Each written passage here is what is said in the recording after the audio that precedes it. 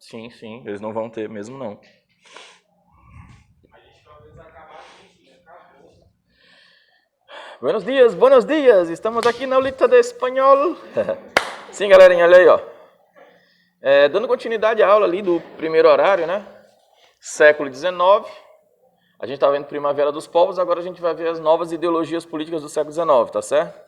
Como elas influenciaram. Por exemplo, estava falando para vocês, a gente só citou aqui aquele movimento Black Lives Matter, né?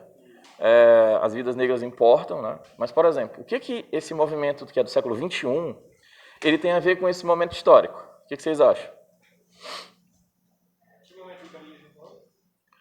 O que o movimento Vidas Negras Importam, que é do século XXI, né? Da atualidade, ele tem a ver com o século XIX? O que vocês acham? A valorização da vida humana, tipo, as pessoas nessa época estavam sendo exploradas pelo Estado, por condições de trabalhos péssimas, e as pessoas hoje, no século XXI, principalmente negras, estão sendo valorizadas. Não, O, sendo massacradas tá. pela polícia. Vou falar aqui com vocês. O movimento Black Lives Matter, sinceramente eu não vou mais falar esse movimento em inglês, não. A gente é brasileiro, falamos português. O movimento Vidas Negras Importam, ele é contra o quê? Racismo. O que tem a ver com o século XIX?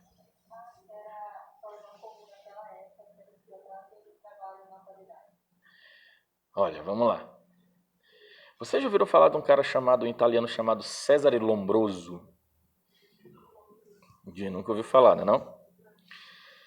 Se vocês forem, alguém for fazer, por exemplo, curso de Direito, vocês vão estudar a história do direito e vocês vão estudar uma coisinha chamada antropologia criminal.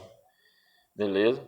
Tá? César de Lombroso é um dos primeiros caras que, baseado nas ideias eugenistas do século XIX, que dizia que a raça negra, a raça amarela, a raça vermelha eram inferiores.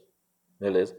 Ele vai criar uma antropologia criminal para dizer, por exemplo, que determinados seres humanos eles são mais suscetíveis a cometer o quê, gente? Crimes. As teorias do César e Lombroso chegam no Brasil e quem é o maior teórico aqui brasileiro com relação a isso? Acho que vocês talvez já devem ter ouvido falar, Nina Rodrigues. Beleza? O médico, professor, o intelectual Nina Rodrigues é um cara que, por exemplo, que lá na República Velha, século XIX, né? Finalzinho do XIX, ele vai dizer: o Brasil tem que ter 2 códigos criminais. Um para os cidadãos de bem e um para os cidadãos, para aquelas pessoas que nem devem ser considerados cidadãos, que são essas pessoas mais suscetíveis a cometer crimes, negros e mestiços. É no século XIX que surgem então as chamadas teorias racialistas. Beleza? Você tem o Conde de Gobineau, que fala do racialismo histórico. Ele diz assim, ó, os grandes impérios, enquanto eles foram eugênicos, puros racialmente falando, você sabe que isso não existe, né? Mas naquela época se discutia isso. Eles viraram grandes. Mas a partir do momento que eles começaram a se misturar junto, porque como viram o império, começa a mestiçagem, saca? Começa a mistura. Eles entraram em quê? Em decadência. Então, o Conde de Gobineau é um dos caras que fala justamente dessa questão da mistura racial como degeneração racial. Francis Galton, né, é o inglês que fala da pangenia que a gente conhece como eugenia, que na verdade é pangenia. O que ele está dizendo é que existem várias espécimes humanas. Do mesmo jeito que tem um cavalo e um asno, era o ser humano. O cavalo é o europeu, o asno é o negro, o asiático, o pele vermelha americano, entenderam? Teoria de hierarquia racial. César de Lombroso, antropologia criminal e por aí vai. Eram várias teorias racialistas, certo? Resumindo, isso tudo vem para a intelectualidade. Vocês sabem que o monstro Monteiro Lobato é um puta de um racista, sabem disso, né, não? Sabem que o nosso primeiro presidente negro do Brasil, Nilo Peçanha, não, ele se pintava de branco. Porque ele não queria o quê? Que as pessoas o reconhecessem enquanto o quê? Negro. Então, racismo não é fruto apenas de escravidão, não, gente. É fruto... Oi? O que tem? Não é que ele seja praticante. Porque essas ideologias vão influenciar a mente de vários intelectuais, cientistas, literários, professores universitários e por aí vai. Silvio Romero, João Batista Lacerda, Monteiro Lobato e vários intelectuais brasileiros. O próprio presidente vai influenciar pessoas comuns. É isso que eu estou dizendo para vocês, que isso entra na mente das pessoas e para tirar essa ideia que as pessoas são diferentes racialmente, umas são superiores às outras, é muito complicado. Por isso é que a gente fala em racismo estrutural, porque existe uma programação mental, que é culturalmente, a sociedade ela é culturalmente racista. Beleza? Então, só estava dando um exemplo para vocês de como o século XIX ele constrói a atualidade. Ele não apenas constrói de uma perspectiva bacana como a democracia, por exemplo, liberalismo político, representatividade, eleições, parlamento, mas ele constrói também numa outra perspectiva, como, por exemplo, racismo, preconceito, por aí vai. Beleza? Tá? Vocês já estudaram, a gente já falou, por exemplo, me lembrem, a gente já falou de ludismo e cartismo aqui? Já, não já? Ludismo é que eles destruíam as marcas. Exato. E o cartismo é que eles mandavam cartas pro governo. Então, assim, o século XIX é um século complicadíssimo para o trabalhador europeu por causa da Revolução Industrial, né? Muito massacre, carga horária gigantesca, salário o quê, gente? Lá embaixo, tal. E aí, cara, a Igreja Católica fica no meio termo, sabe? Fica olhando aquilo ali, pô, revolta, revolução, socialismo. Como é que a Igreja Católica reage? Vocês lembram? Papa Leão XIII, encíclica Rerum Novarum, sobre as coisas novas. Rerum Novarum, as novas coisas. Por exemplo, essa ideia de que socialismo, isso aí é coisa totalmente nova. Trabalhador se organizando, saca? Revolução Industrial, século XIX, máquinas e tal. Sabe, um mundo novo que se abria em vários aspectos. E a igreja ficava naquela, a igreja teve que se posicionar.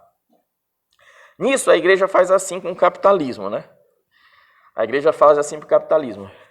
Menino mal, menino mal. Ou seja, a igreja diz assim, ó, toda essa miséria que está aí no mundo, muito está ligada à ganância das pessoas. Os capitalistas realmente são muito gananciosos. Então a igreja faz uma crítica ao capitalismo na encíclica Rerum Novarum. E ao comunismo. Aí a igreja vai na garganta do comunismo. Ou seja, a igreja fez apenas uma crítica ao capitalismo e disse que o comunismo está totalmente errado, porque inclusive na época de Cristo existia propriedade privada. E Jesus Cristo nunca falou contra a propriedade privada. Mas por quê? Entenda uma coisa, o comunismo prega a revolução. E a Igreja Católica é uma instituição conservadora, sempre foi. Beleza? A Igreja Católica sempre teve relação com o Estado, por exemplo, e o comunismo prega o fim do Estado. Beleza? A Igreja Católica é pacifista, não é não? Se alguém te der o tapa numa cara, o que tu tem que fazer? Entregar a outra face. O que Karl Marx diz? Se alguém te der um tapa numa cara, aliás, desculpe, um tapa no teu rosto, tu vai lá, dá uma rasteira e pisa na garganta do cara. Revolução. Beleza? Então, na realidade, por isso que muitos comunistas vão acabar sendo ateus. Beleza? Por quê? Porque há uma ideia, né, os estudiosos intelectuais dessa época vão desenvolver justamente a ideia de que nada é mais interessante para a dominação mental do que a religião. E nada é mais interessante na dominação mental para conservar uma sociedade e conservar status de determinados grupos que controlam inclusive a religião e tem relação com o Estado do que o pensamento religioso. Nietzsche, por exemplo, vai discutir muito isso, vocês sabem, né? Beleza? Então, é por isso que muitos comunistas vão advogar justamente ateísmo. E por isso que a Igreja Católica ela vai se voltar muito forte contra o ateísmo. É por isso que a Igreja Católica tem que pedir muito perdão, por exemplo, muito perdão, por ter apoiado, por exemplo, no século XX, Hitler, por ter apoiado Mussolini, certo? Tá? Por quê? Porque esses caras, eles são anti o quê, gente? Vocês lembram? Anticomunistas, não são, não? Pois é, e a Igreja Católica como anticomunista meio que se atrela a esses grupos. Então, mas a Igreja Católica, então, ela reage a esse processo. Tem aquela galera que está discutindo o capitalismo naquela época, porque assim, os caras da ciência, eles começam a analisar a sociedade para pensar assim, cara, a água a 0 grau congela, as massas de ar, correntes marítimas se deslocam de área de alta pressão para baixa pressão, sabe, as leis da física. ciência, né? A ciência no século XIX atinge um grau, né? Na atualidade, então, beleza. Só que esses caras eles vão pensar assim, cara, a economia é uma ciência. O Adam Smith, o Davi Ricardo, eles vão, por exemplo, o Davi Ricardo, o Adam Smith, eles vão desenvolver várias teorias, como teoria do valor, teoria do preço, teoria do salário, e por aí vai. Ou seja, valor, inclusive eles diferenciam. Preço e valor são coisas diferentes. Valor é uma coisa, preço é outra. Salário e tal. O Davi Ricardo é um cara, eu acho que eu até já citei isso para vocês, que o trabalhador não deve gostar dele. Por quê? Porque o Davi Ricardo é o cara que fala o seguinte: numa época de concorrência muito grande, o que o empresário tem que fazer, gente? Para sobreviver num mercado de concorrência muito grande. Ele tem que diminuir no máximo o quê? Custo. É ou não é? Mas ele não pode se esquecer... Por que ele diminui o custo? Ele não pode se esquecer que o concorrente dele está investindo. Então ele sempre tem que pegar aqui, ó, né, o que entrou, aí ele tem o custo e ele tem o capital que ele vai reinvestir no próprio negócio. Porque se o capitalista não reinveste no próprio negócio, com o passar do tempo o negócio dele fica o quê, gente? Fica obsoleto. Ele vai o quê? Fechar as portas. Como é que o capitalista faz isso? Nesse momento histórico aí, esses caras eles vão dizer, o trabalhador. Não preciso dizer para vocês que vocês já estudaram isso, é uma época de boom demográfico. Então, por exemplo, se tem uma vaga para professor do Objetivo, tem 10 professores ali desempregados. Sendo assim, qual é o salário que se paga? Não é isso? Por quê? É a teoria do valor. O valor de algo está ligado a quê? A outra teoria, oferta aí? Demanda, entendeu? Então, assim, para eles vão desenvolvendo justamente essas leis, só que são leis econômicas. Beleza? E aí o Davi Ricardo diz salário de... Ele não falou salário mínimo, mas ele fala salário de subsistência. O trabalhador deveria ganhar apenas o quê, gente? O necessário para ele sobreviver e alimentar ali a família. E na realidade, nessa época bem aqui, não é nem salário para ele sobreviver, porque a família do cara vai trabalhar, né? A mulher dele está na fábrica e os filhos estão aonde? Na fábrica também, porque tinha trabalho infantil nessa época, trabalho feminino e tal. E ganhando, inclusive, o quê? Se um homem ganha R$1 para trabalhar num dia, quanto é que ganha uma mulher? 70 centavos. E quanto é que ganha a criança? 50, 40 centavos. Então a família estava todinha na fábrica, na realidade. Né? Enquanto tu tem um filho, por exemplo, mais velho um pouquinho, de 6 anos, 5 anos, 7 anos, que já começa a cuidar do filho mais novo de 1, 2 anos, tu tem um filho de 8, 9, 10 que já está na fábrica trabalhando. Beleza? Salário de subsistência. E Adam Smith é o cara que vai falar sobre lei de oferta e procura, entendeu? Só que ele diz assim, ó, alguém me perguntou, professor, aquilo ali é mão invisível? Até, porque é bem aqui, né, gente? Desculpa. Né? Aquilo ali é mão invisível? O que é a teoria da mão invisível? Estado mínimo. Estado mínimo. Na realidade é o individualismo, não é não? Se você quer montar o seu negócio, o Estado não pode te atrapalhar, pô. O Estado tem que criar regras. O Estado tem que criar, por exemplo, uma linha de crédito para você. Mas ele não pode te atrapalhar. Onde é que o Estado está presente?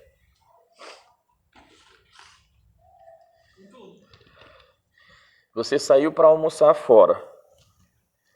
Foi na Cabana do Sol, almoçou e voltou para casa. O Estado está onde?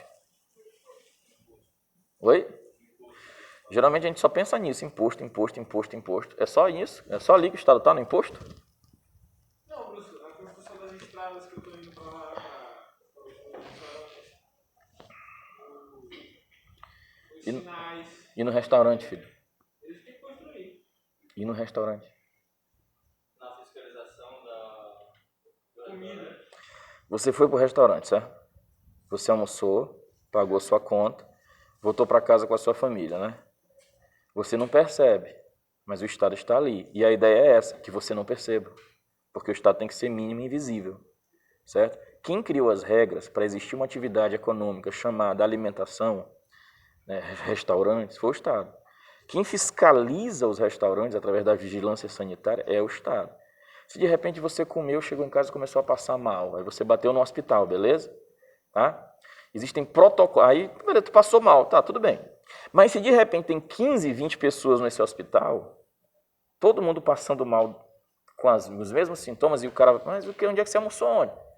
Almocei lá na Cabana do Sol. Cabana do Sol, Cabana do Sol, Cabana do Sol. Existe um protocolo no hospital com relação a isso. Denúncia. Olha, está acontecendo isso, isso e isso. E você mesmo, logicamente, que pode fazer a denúncia. Aí o que vai acontecer? Vigilância sanitária, lá na Cabana do Sol. Resumindo, o Estado ele só deve aparecer se algum problema acontecer. Se tudo acontecer normalmente, como a regra diz, o Estado tem que ficar invisível, correto? Tá? Você vai no aeroporto comprar uma passagem para Fortaleza, você vê que das 4 empresas o valor está o mesmo. Isso é cartel. Mas se não, mas a atividade econômica da aviação civil é regulamentada e fiscalizada pelo Estado. Então o que o Estado tem que fazer nessa visão de Estado mínimo? Regra, fiscalização. Certo?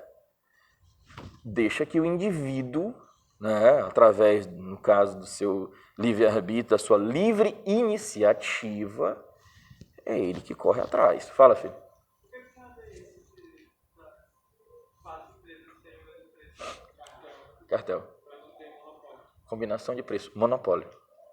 Entendeu?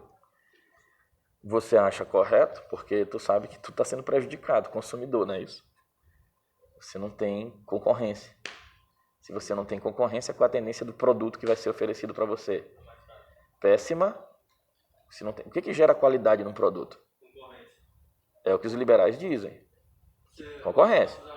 Resumindo, eu preciso ter um produto bom porque o cara bem ali do lado está com um produto bom. Então eu não posso ter um produto ruim, porque senão todo mundo vai comprar lá e eu vou fechar.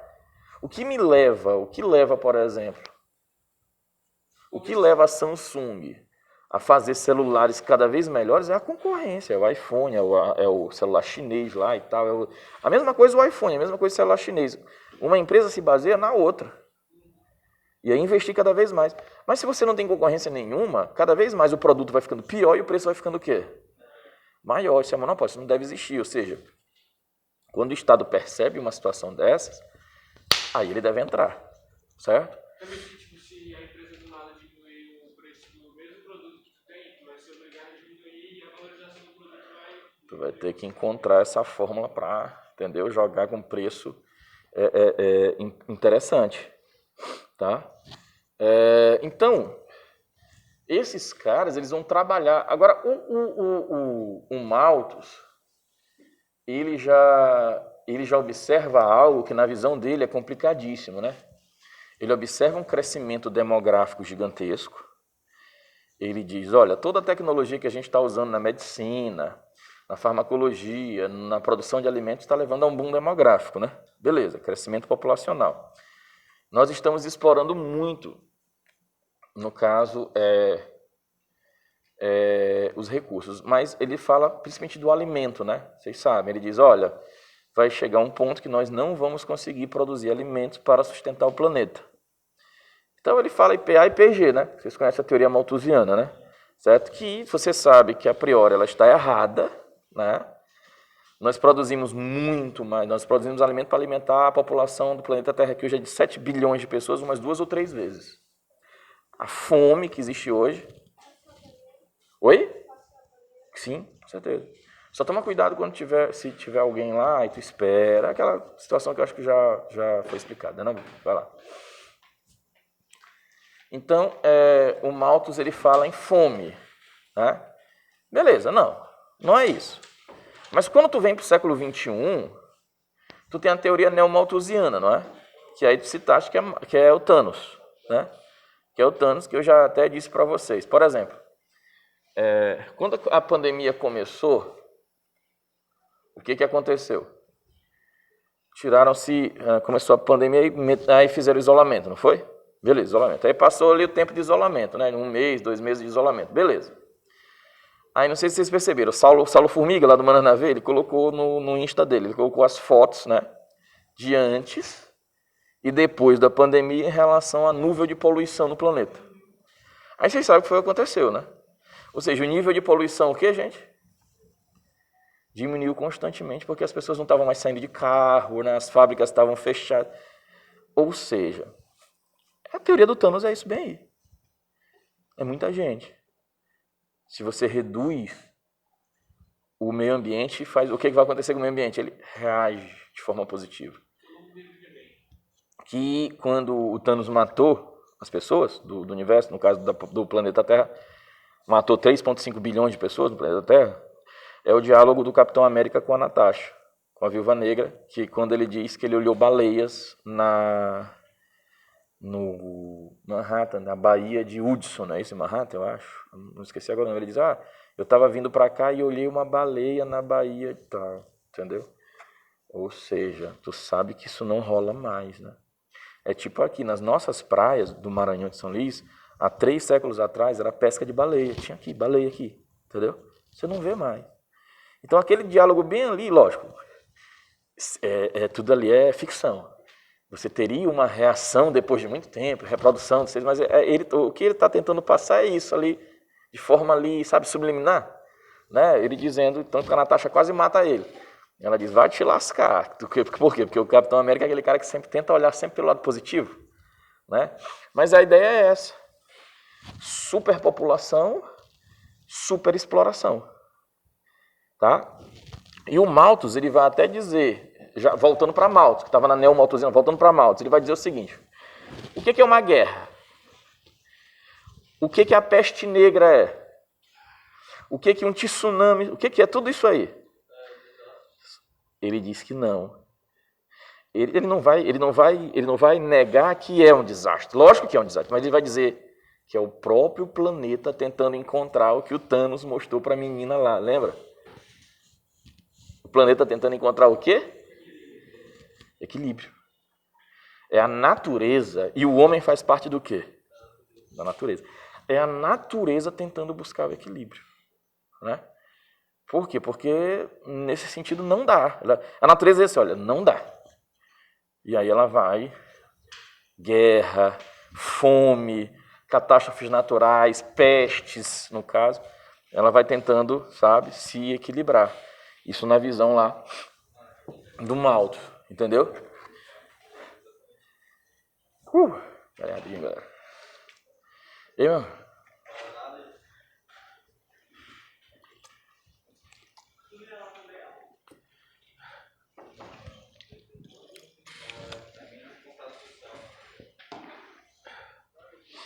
Lanchar? Vai lá.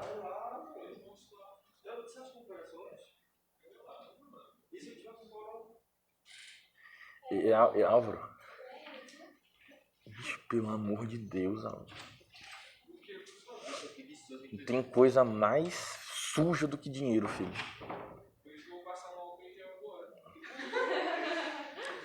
Aí, o que acontece? Só para lembrar, gente, vocês não podem. É borracha, lápis, celular, não pode ficar trocando, ainda mais lanche, tá, Álvaro? Pelo amor de Deus. Então, olha aí, ó. Se por um lado, quantos minutos faltam pra gente? quantos? 2? Tá, vamos só aqui, eu não vou explicar aqui isso aqui não, mas só para você lembrar. Se por um lado tu tem os caras que tentam ver o desenvolvimento positivo do liberalismo, da geração de emprego, renda e tal, tu tem os primeiros caras que começam a falar o quê? Do capitalismo. Começa a dizer, olha, tem alguma coisa errada. Muita miséria, muita fome. Esses caras seriam os primeiros o quê? Socialistas. Eu não coloquei aqui como eles são conhecidos, né, não? Como é que eles são conhecidos? Os primeiros socialistas. E esse termo é errado. Por isso que eu não coloquei. É pejorativo, né? Tá? Mas eles são conhecidos como, né? Socialistas utópicos. Sabe que essa ideia está ligada ao livro de Thomas Moros, Utopia, né? Beleza? E tu sabe que utopia é tipo uma fantasia, né? É uma idealização da sociedade. Todos os alunos vão ser alunos maravilhosos, que vão gostar de estudar e tal. Uma idealização da sociedade. Todos os alunos vão passar no vestibular. A gente sabe que não é assim que acontece, beleza? Então, por isso é que é um termo pejorativo. Então, isso aí a gente deixa, no caso, essa discussão para a próxima aula. Beijo!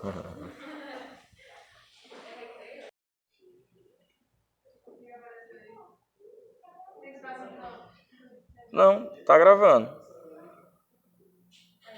Opa. Acho que assim ficou melhor, galera.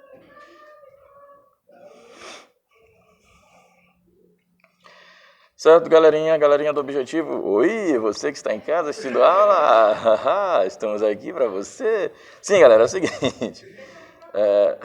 Oi? Microfone de lapela. Entendeu? Mas assim, microfone é para quem tá... O microfone vai servir, na verdade, para quem tá em casa, beleza? Tá certo?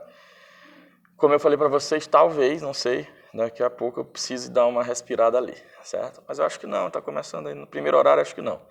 Belezinha?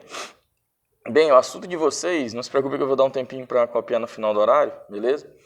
O assunto de vocês hoje, basicamente, é esse aqui, ó, né? A Primavera dos Povos. Se você... A gente, como o Álvaro falou, a gente discutiu isso ano passado, mas se você procurar, por exemplo, na tua apostila da terceira série, no caso, beleza? Você não vai encontrar o assunto, beleza? Você não vai encontrar o assunto, ele vem diluído em outros assuntos, certo? Vem diluído em outros assuntos, mas eu prefiro dar aula, certo? Por quê? Porque a gente tem que entender alguma coisa, né? Por exemplo, hoje, né, nós temos uma série de direitos, não é isso? Nós estamos numa sociedade que é uma sociedade considerada uma sociedade liberal, certo? Dentro desses direitos da sociedade liberal, vocês podem me citar um direito que vocês têm? Direito de ir e vir. Direito de quê, Alice? Fala um pouco mais alto. Só fala um pouco mais alto ali. Direito a ir e vir. E aí, como esse ir e vir está ligado muitas das vezes à economia e tal, o setor público, o Estado, fornece transporte público. Com certeza.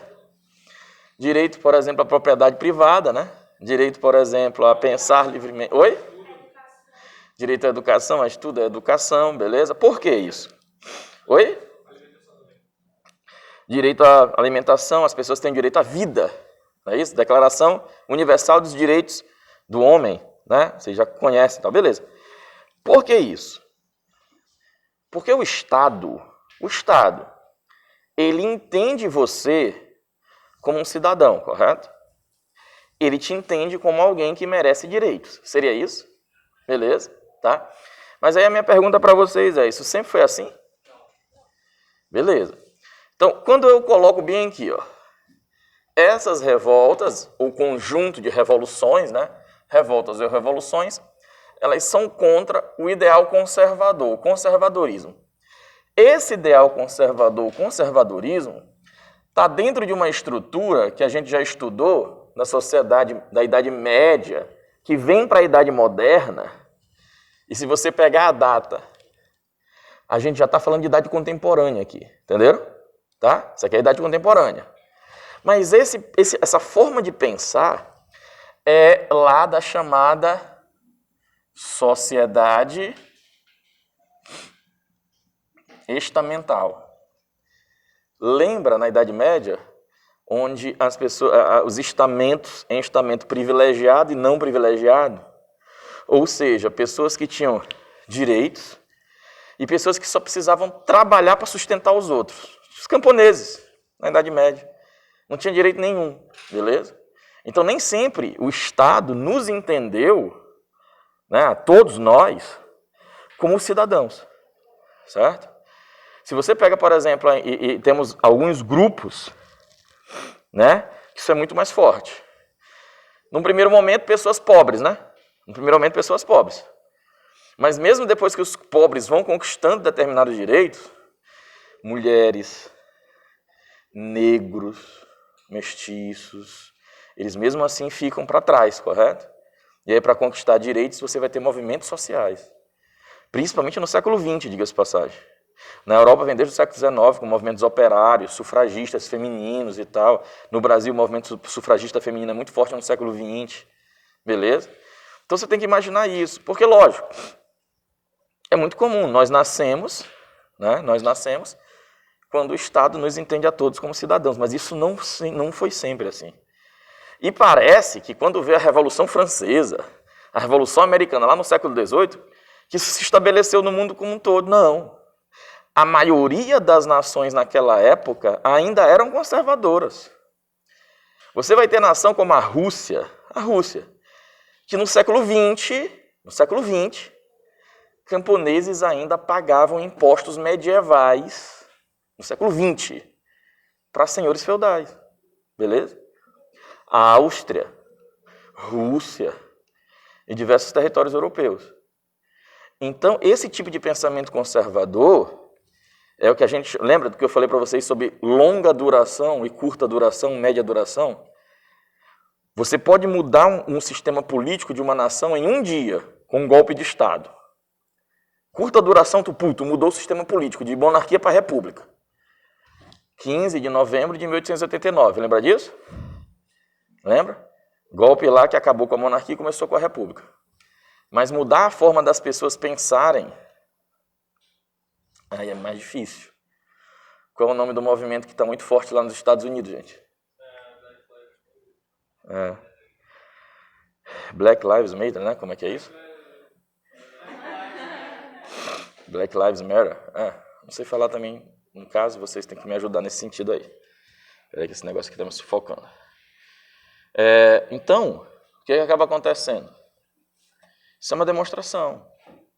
Existem pessoas até hoje que acham que mulheres são seres inferiores, que homossexuais são seres inferiores, que negros são seres inferiores.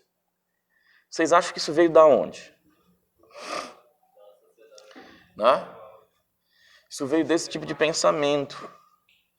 Estabeleceu que brancos, pessoas com mais educação, pessoas com mais posses, homens, são superiores. Entenderam?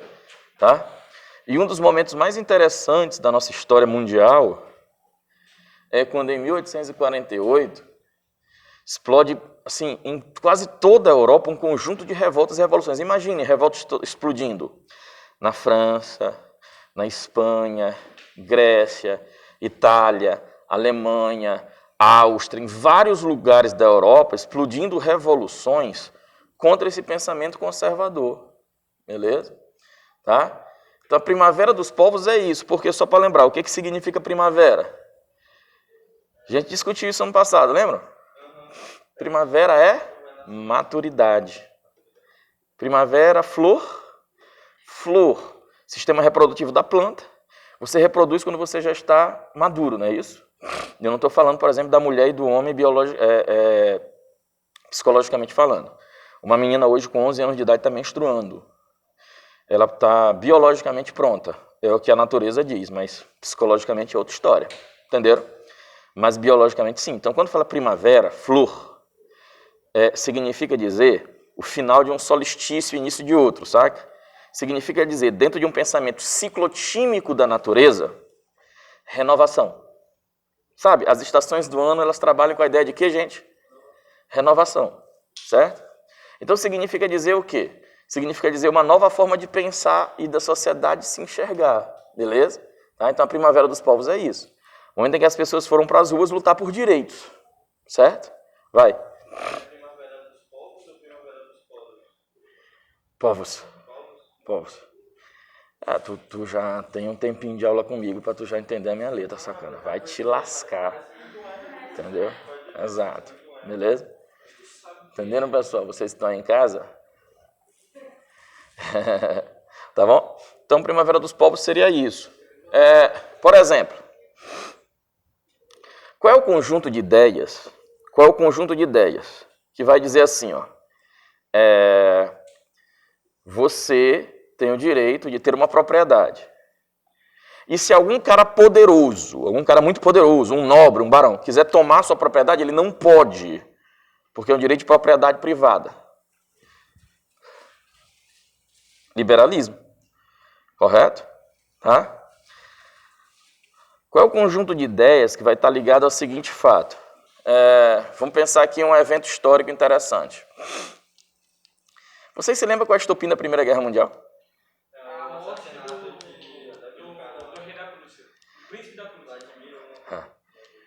o assassinato, arquiduque, príncipe, beleza? Francisco Ferdinando, príncipe do Império Austríaco. Prússia e Alemanha, tá bom, pai? Alemanha, Áustria. Beleza. Por que ele foi assassinado? Vamos imaginar que isso aqui, ó, isso aqui é o Império Austríaco, certo? Essa sala é o Império Austríaco. Beleza? Tá. Tcheco, eslavo, bósnio, judeu. Vocês estão entendendo? Resumindo, uma nação que governa o quê? Vários povos. Massacra. Qual é o direito de vocês? Nenhum, só pagar imposto para mim. E os austríacos, esses têm todos os direitos. Então o nacionalismo vem justamente para questionar esse tipo de situação. Porque essas nações eram impérios. O que é um império? Uma nação que conquista e domina outros territórios ou nacionalidades. A gente não pode falar que domina outra nação porque ela não existe. A gente pode falar que ela domina povos e nacionalidades porque nacionalidade já é um sentimento de pertencimento. Entendeu? Então, dentro do Império Austríaco, como dentro do Império Russo, sabe, como dentro do Império Francês, existiam vários povos dominados por esses impérios. Então, o nacionalismo é uma ideologia importante naquela época também. Socialismo. A gente está falando do século XIX, então a gente está falando de qual Revolução Industrial, vocês sabem? Segunda Revolução Industrial. Enquanto você tem liberais, como Adam Smith, Davi Ricardo, Malthus, Stuart Mills, que vão falar maravilhas do capitalismo, no século XIX tu tem os primeiros teóricos que vão olhar para o capitalismo e vão dizer o quê? Tem alguma coisa errada aqui. Muita o quê? Miséria, exploração, muita desigualdade social, beleza? E essa ideologia você sabe quem é que ela vai levantar, beleza? Por exemplo, essa ideologia aqui, ela levanta para a luta quem? O liberalismo geralmente, ela levanta para a luta geralmente a burguesia, a pequena, média, alta burguesia. Essa ideologia política aqui, geralmente ela levanta povos que estão sufocados dentro de um império. E essa ideologia aqui, ela levanta quem geralmente? Trabalhadores, beleza? Você tem um conjunto de ideias numa época de exploração e aí você tem a oportunidade, beleza? Tá? Oportunidade. Por que oportunidade? Eu acho que todos vocês já estudaram revoltas e revoluções e todos vocês já perceberam uma coisa. Revoltas e revoluções têm uma tendência de serem violentas, é ou não é? Beleza? E as pessoas, geralmente, elas estão com raiva por quê? Porque estão passando por problemas. Estão com fome, são exploradas, estão desempregadas, é algum tipo de situação, essas pessoas estão indignadas. Então, geralmente, gente, eu estou falando geralmente, eu estou falando sempre. Estou falando geralmente. Revoltas e revoluções são precedidas de quê? O que deixa uma pessoa bem zangada? Posso dar um exemplo? Tipo, o caso do George Floyd, o policial sufocando ele, deixa as pessoas revoltadas. Sim, mas o caso do George Floyd... Respiração. O caso do Floyd, ele está dentro de uma sociedade do século XXI, saca? Ele acontece ali e de repente o mundo todo está sabendo. Beleza? Não é essa a situação aqui. Beleza? E nem as anteriores. O que deixa as pessoas revoltadas é fome, desemprego. O que geralmente precede, então, uma revolta, uma revolução, gente? Uma crise o quê? Uma crise econômica. Beleza? E aí Karl Marx e Friedrich Engels, essa crise bem aqui, ó, ela teria sido a primeira crise cíclica do sistema capitalista. Você sabe que Karl Marx e Engels, eles advogam que o capitalismo ele tem crises o quê? Cíclicas. O que seria essa crise cíclica? O que vocês acham? De 40 em 40, de 50 em 50 anos, o capitalismo quebra. Beleza? E as pessoas passam muita necessidade. Certo? Tá? Só que o capitalismo ele é muito interessante, o Karl Marx e o Engels percebem isso, mas não da forma como a gente pode perceber hoje. O capitalismo ele atinge o seu ápice. E é justamente aqui que ele quebra. E aí ele entra em quê? Decadência. Mas aí bem que o que acontece com ele? Ele se reformula, se renova e volta aqui a crescer, para depois quebrar. Entrar em decadência, se reformular e crescer. Seriam crises do quê, gente? Cíclicas, constantes. Né? A cada geração, 2 gerações, o capitalismo quebra. E esse é o exemplo mais claro e que cai muito em prova de vestibular e tal, é a crise de 1929. Todos vocês conhecem, o craque da Bolsa de Nova York, a quinta-feira negra, como se diz, né? Beleza? Essa crise aqui, ela também tá? Ela começa justamente onde? Hein, gente? Vocês sabem que dentro do sistema capitalista, toda grave crise econômica, ela tem um epicentro, não é isso? Significa dizer o seguinte, ela começa em uma nação, só que como a economia é globalizada, essa crise ela vai o quê? Ela vai se transmitindo e vai chegando em ondas até outras nações. Algumas com impacto muito maior, algumas mediano, outras... mas todo mundo acaba sendo o quê? Impactado. E se você parar para prestar atenção na França, no século XIX, lá na Europa, a França está no centro da Europa, é um país que produz muitos alimentos, apesar de já ser um país que está em franca industrialização, a gente já viu a napoleônica, a Revolução Francesa e tal. Então, eu até disse para vocês, por que na França tem muito burguês? Por que na França tem muito Huguenot? Tu lembra o que é o Huguenot? O Huguenot é calvinista francês. Porque a França é um dos países mais católicos do planeta, não é? Quantidade de papas no mundo, a maioria é italiano, lógico. Em segundo lugar, francês. Então, a França é um dos países mais católicos do planeta. Mas a quantidade de protestantes na França é muito grande. A quantidade de burgueses na França é muito grande. Por quê? Vocês lembram? Inglaterra, Itália, Península Ibérica, Alemanha. Ou seja, a França está onde, gente? No meio de quê? Rotas comerciais. Então, o número de burgueses é muito grande na França. Ou seja, a França é um local central para a economia europeia. Quando a França quebrar, o que vai acontecer com o resto da Europa? Quebra junto. E aí o que vai acontecer com camponeses, trabalhadores das cidades, nesses países? Vão passar nessas cidades. E aí o que você vai ter na época? Conjunto de ideias o quê? Revolucionárias. Vai ter explosão das revoltas. Beleza? Agora, por que essa crise aqui aconteceu? Né? Basicamente é o seguinte. Foi mal. Vamos pensar a primeira Revolução Industrial. Ela aconteceu onde? A primeira Revolução? Inglaterra. E a segunda Revolução ela tem uma característica. É a expansão da Revolução, não é isso? Para várias nações. Significa dizer que agora, a Inglaterra tem a Europa como seu mercado consumidor, não é isso? Agora a Europa tem indústrias. Resumindo, o mercado, o que aconteceu com o mercado? Para a indústria. Ele diminuiu. E o que aconteceu com os produtos? Até porque na evolução da Revolução Industrial, tu tem a automação, não é isso? O que é automação? Hein, gente? É o uso de quê para a produção? Máquinas. E a produção atinge a larga o quê? Escala. Então, tu tem muita nação industrializada, tu tem uma produção em larguíssima escala, a concorrência é o quê? Muito maior, correto? E aí você tem problemas. Por quê? Esse período aqui, é um período de graves crises agrícolas. Peraí, Álvaro, tu estava falando de indústria, agora tu está falando de agricultura. Nessa época, a economia era basicamente era complementar. Como assim? Cidades produziriam lá os manufaturados ou industrializados, não é não? E aí o campo produz o alimento, certo? O que a cidade compra do campo, gente? O alimento. O que o campo compra da cidade, gente? O manufaturado. Vocês entendem isso, não entendem? Quando o campo quebrar,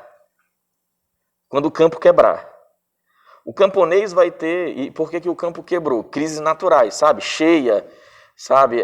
Enchente, pragas e tal. De vez em quando acontece, né? Na Europa daquela época eles não eram tão bem preparados para isso, tá? Então a economia quebrou. Beleza. Detalhe, a maioria das pessoas vivendo no campo. O maior mercado é o campo. Essa galera tem dinheiro para comprar os manufaturados? O que vocês acham? Hein, gente? Não. Então, o que começa a acontecer nas cidades? Que não consegue vender para o campo, né? As fábricas começam a demitir, entendeu?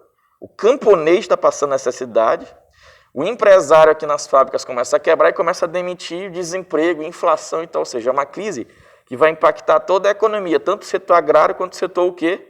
Industrial. Beleza? Tá certo? Então, a tendência aqui é do custo de vida aumentar a inflação, aumentar o desemprego, aumentar a miséria, aumentar a fome, naturalmente revoltas. Estouraram em diversas regiões da Europa. A gente tem condição de estudar a Grécia, a Itália, a Alemanha, não tem. Então a gente usa o quê? Estudo de caso. Um caso só. Nem está no teu livro. O caso francês, certo? Tá? Ou seja, o que aconteceu na França nesse momento? Beleza? Tu lembra quando Napoleão Bonaparte foi derrotado? Se estabeleceu o Congresso de Viena, estabeleceu o princípio de restauração e legitimidade. O rei guilhotinado é um cara chamado Luís XVI. O filho dele foi guilhotinado também. Seria Luís o quê? 17. Então chamaram o irmão para ser restaurado com o título de Luís, Casa de Bourbon. Beleza? Tá? E aí o que acontece que eu quero que você perceba? A ideia era restaurar o antigo regime, o conservadorismo, né? Restaurar aquela sociedade estamental. Beleza? Obrigado. Valeu mesmo. Restaurar. Quem é que tem relógio aí? Beleza. Restaurar aquela sociedade estamental, certo? Só que detalhe, o liberalismo já tinha se disseminado na Europa, tá ok? Quantos anos de Revolução Francesa, vocês lembram? 1789, começa, né? E Napoleão Bonaparte é derrotado e Napoleão Bonaparte sobe ao poder, me perdoe, em 1799. Quantos anos de Revolução Francesa? Quantos anos de Guerra Napoleônica?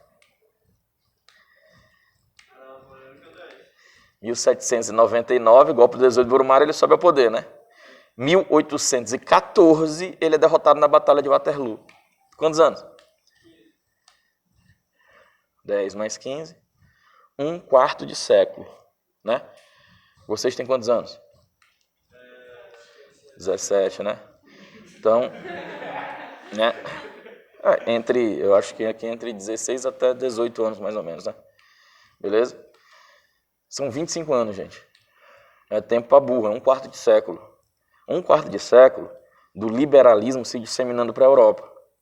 Não dá para simplesmente tu fazer que nem jogo de videogame, apertar um botão de reset e voltar. Isso não existe. É ou não é? Beleza? Então, o que acontece?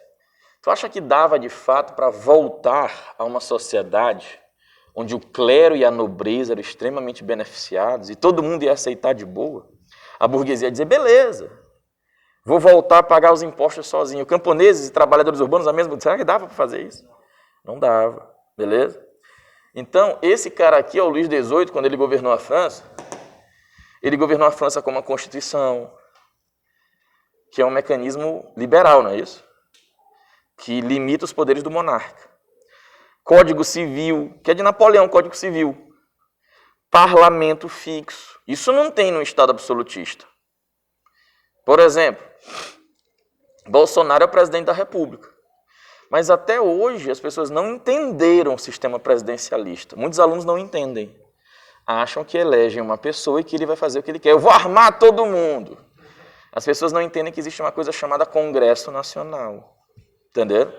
Que diz assim para ele, tá? Tu não tem esse poder. Porque para tu armar as pessoas, tu tem que criar uma o quê? Uma lei. E o presidente é chefe de qual poder? Executivo, não legislativo. Certo?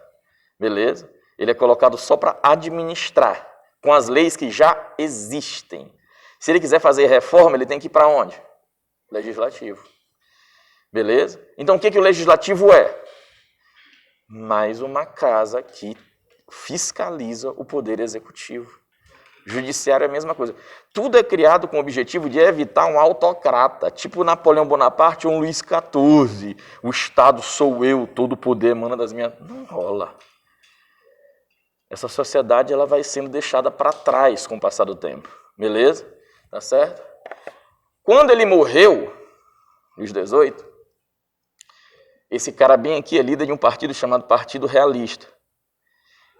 Esse cara é extremamente conservador. Carlos X é o primo dele que subiu ao poder na França com o título de Carlos X. Né? Ele, de fato, tentou restabelecer privilégios da aristocracia. E o que a população da França fez? Isso aqui ocorre em 1830. É uma nova Revolução Francesa. Os franceses foram lá e derrubaram outro monarca na França. E ele teve que fugir para a Áustria. Beleza? Aí subiu um rei, olha o apelido do cara. Então, esse cara aqui governou para quem? Para a burguesia. Só que qual é o problema dele? Ele incentivou a economia e tal, beleza. O problema dele é essa crise aqui, ó. Quando aconteceu essa crise econômica, é no governo do rei Luís Filipe. Certo? E aí, o que foi que ele fez? Né? Então, ele era... Para a economia da França, ele era mas politicamente ele se mostrou o quê? Autoritário. Então, por exemplo, podia ter partido político na França com Luís Filipe? Manifestação pública contra o governo?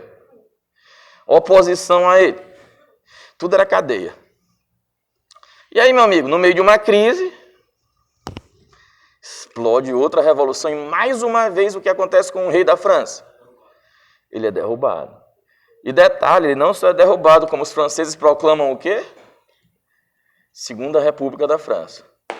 A primeira na fase jacobina da Revolução, certo? Robespierre, lembram?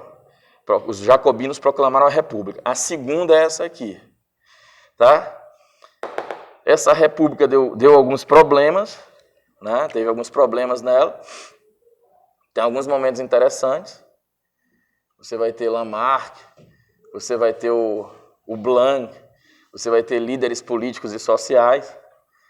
Você vai ter, por exemplo, as pessoas desempregadas, né? Aí os caras criaram fábricas populares. Sabe, uma estatal, uma fábrica aí dando emprego para as pessoas? Vamos imaginar essa situação. Você tem uma fábrica de tênis. Você tem uma fábrica de tênis, você é um empresário. Aí o governo vai lá e cria uma fábrica de tênis. O que tu vai achar disso? Sacanagem. O governo está concorrendo comigo, é ou não é? Então, nessa República Francesa, você tem um embate de forças mais populares, mais sociais e forças mais burguesas, mais do capital. Beleza? Isso vai acabar levando à ascensão de um carinha chamado Luís Bonaparte, que dá um golpe, restabelece o império com o título de Napoleão III. Era para ser o filho de Napoleão. Esse é o sobrinho. Ele lidera um partido político bonapartista. É tipo, por exemplo, tu lembra que Napoleão Bonaparte tinha muito apelo popular? Lembra disso? É tipo Getúlio Vargas. Então, quando Getúlio Vargas morre, muito político tenta fazer o quê? Tenta se colocar como herdeiro do varguismo. E no Brasil o varguismo é o quê? Trabalhismo. E aí, muito importante, um partido político fundado por Vargas chamado PTB.